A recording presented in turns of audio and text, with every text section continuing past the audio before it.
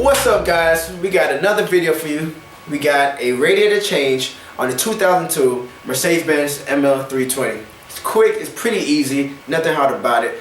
You know, like the video, of course, share the video if you can, subscribe. Of course, always got more videos coming. Hope y'all good. Take it easy, link me up. Peace. What's going on, guys? Let's begin. Now, the upper radiator support is held by 13mm bolts. In order to fully access all 13mm bolts, you have to remove the headlight assembly itself. The headlight assembly is held in by 3 10mm bolts. Actually, it's one bolt and 2 nuts that hold the headlight assembly. Once you remove all 3, you have access to the harness.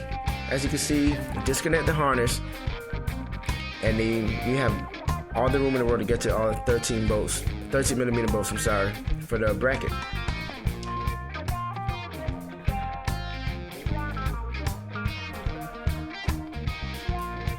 As you can see, it's hidden. I don't know why Mercedes did this, but hey. Now, you have all the room, once the bracket is removed, to get to your fans, to get to the radiator itself. Now, don't forget, there's an upper return line on top of the radiator that has to come off. So, as you can see coming up, you have to remove that right there. Just remove it and you'll be good to go. Now, there are 10mm bolts that holds the fan assembly on. Remove the 10mm bolts from the condenser. Disconnect it from the harness and put the fans aside, safe, so you don't step on it, fall, break the fans. Then you would want to lift the condenser off of the brackets for the radiator. You don't have to remove the condenser or anything, you can just move it aside.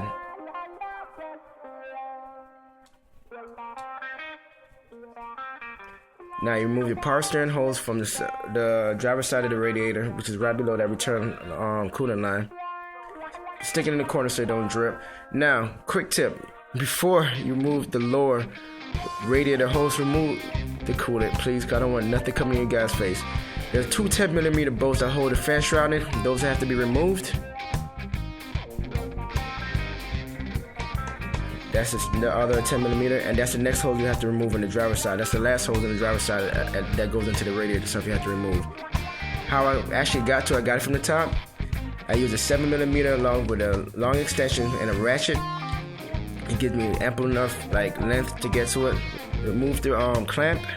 Once the clamp is removed, obviously, you can now remove the last hose on the driver's side. There's 3 of them in total.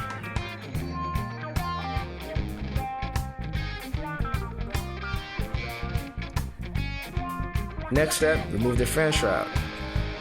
The reason why you have to remove the fan shroud because you have to get the transmission lines on the passenger side. Now, the transmission lines itself, there's a 190mm bolt right here, and that's a 16mm nut. Remove the 19. The 19 has 2 washers on it. Make sure you don't lose the washers because you will have a transmission leak. You don't want that. So they set the board aside along with the 2 washers. Then proceed to remove the bottom line with a 16mm open head wrench. Let's pop that off.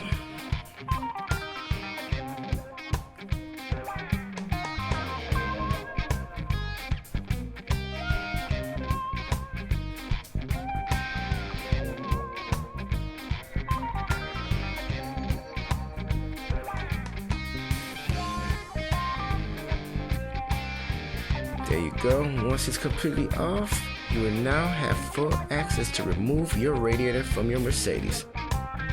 You just fish it out a little bit. The condenser, the AC line is kind of getting away, but you can fish it out. It pops right out. Now, as usual, in order to reinstall it, just repeat the process. You'll be good to go. By the way, with this type of cooling system, you will have to bleed it because it traps air. So make sure you bleed it, get all the air out of the system, so you don't have another overheating issue.